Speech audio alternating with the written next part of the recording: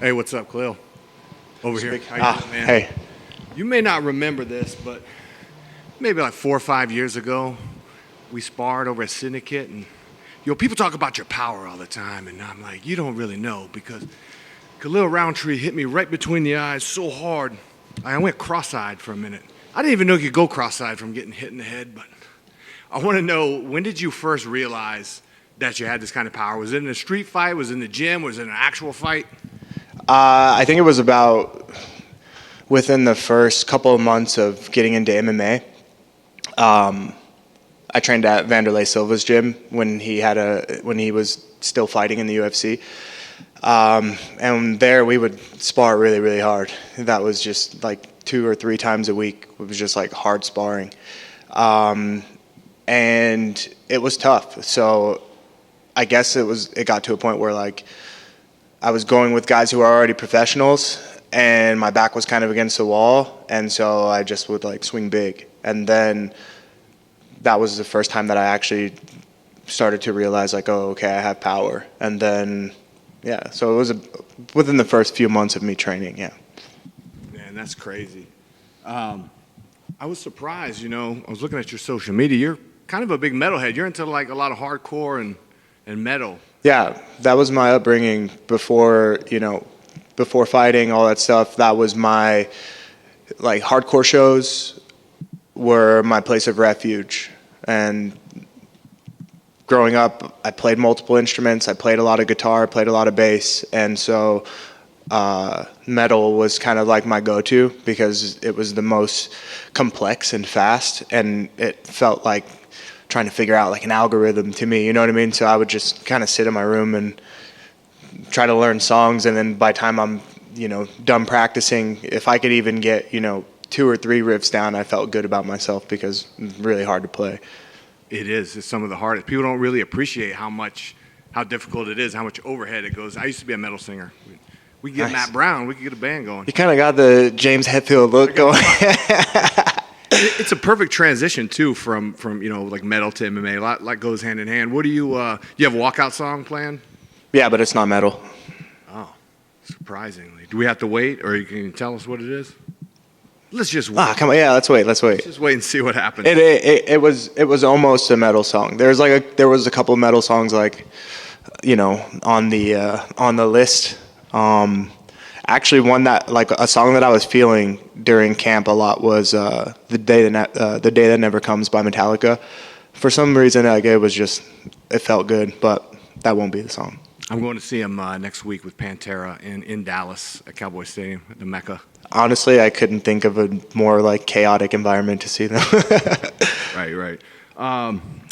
So interesting about your opponent. He's coming down from being real heavy, and I know that it's a big part of your story how you went from being like overweight and down about that and gotten in really good shape.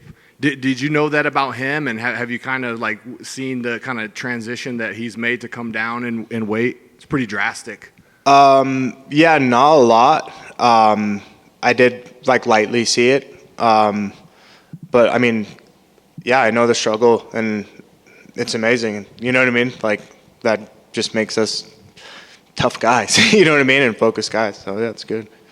Yeah. Last thing I wanted to ask you about this matchup is what was the conversation like when you were approached with it? Because I mean, every fight is dangerous. Every fight is scary. Obviously, but I mean, here's a guy who really has nothing to lose. You're in the top 15 now, mm-hmm. and you're basically like, instead of saying like what a lot of people would say, well, no, I'm going to try to fight somebody higher up the rankings because I worked a long time to get here. But instead, you're going to give him that opportunity to possibly get into the rankings at the expense of, whereas he has really nothing to lose. Yeah. The conversation was kind of what you mentioned. I was talking to the matchmakers and asking I had just gotten into the rankings, and I was preparing for someone within, the top 15, and that's what I was asking for.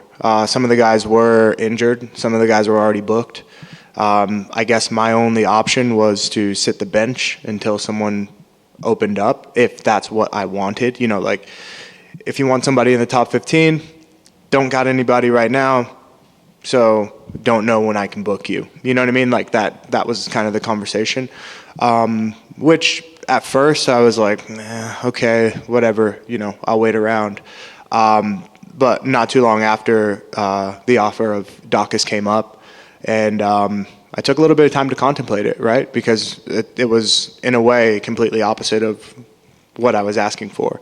But I guess something that was also brought to my attention was like, okay, he's not ranked in the light heavyweight division, but he's ranked in the heavyweight division. So if you're looking for somebody ranked, there you go, you got it, So, yeah, it wasn't an easy decision, It definitely took some, contemplation and film study, things like that. And finally came to the decision of, I'm here to fight the best. I want to and believe that I can be a contender. And now it's just a matter of, handling the challenges in front of me. So if I'm here to fight the best and they give me Chris Daukaus, he's a UFC fighter, he's ranked heavyweight, he's great. Okay, cool.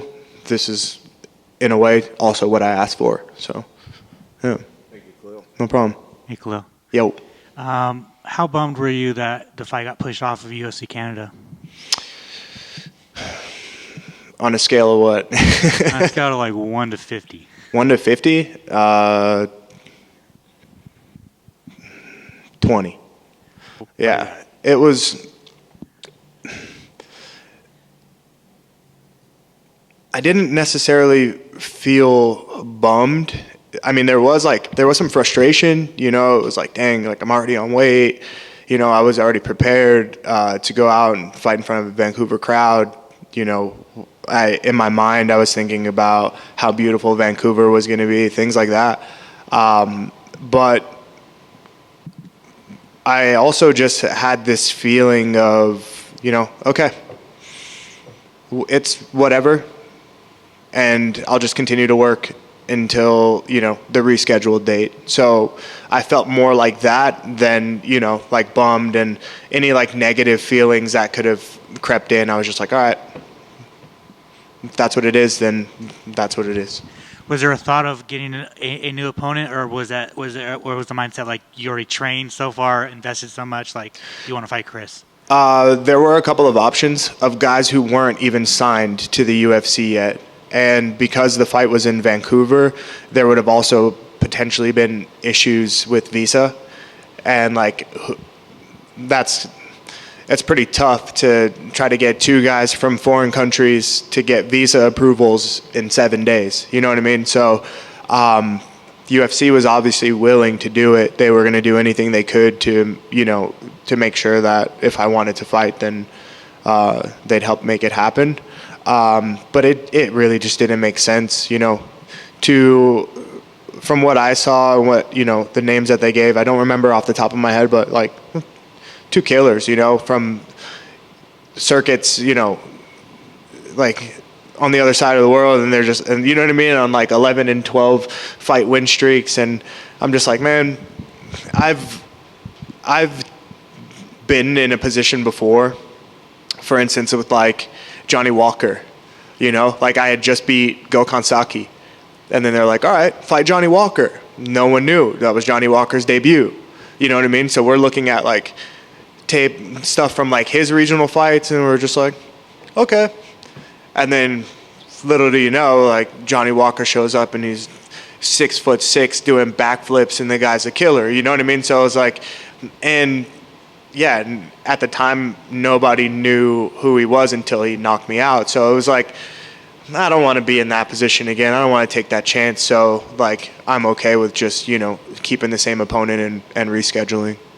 The matchup itself, like, do you just see it as two knockouters kind of going at it and whoever lands first? Or do you think it's a little bit more complex than that? It's definitely more complex than that. Yeah, I don't expect, just two knockout artists going in there trying to knock each other out. No, I don't expect that at all. I don't see that. Do you see him as more dangerous because his back is fully against the wall? You know, he loses to you, he loses his job. Like, does that come into play at all? Yeah, I think that, it's definitely something to consider, right? Like, it's a tough position to be in. And yeah, it's like, if you really want it and this is the position that you're in, then you got to go out there and you got to take it. So yeah, it's a tough position to be in. And it's something that I knew would be there upon accepting this fight. You finally got into UFC 4. Finally, right? You were asking for that. How's that feel? It's really cool. I don't personally play a lot of video games, but I do remember when I was younger and playing UFC on Dreamcast, and also I used to play like Shaq Fu on Sega, like things like that. And when I got to be in the UFC, I always kind of imagined like, oh, it'd be cool to be in a video game. But I think the biggest thing that I think is cool is that people who are fans of me get to interact with me in a different way. You know what I'm saying? So I think it was something that's cool for me as far as just like bucket list, but it's also really cool for the fans to be able to kind of like tap into my character and fight. So yeah, it's good.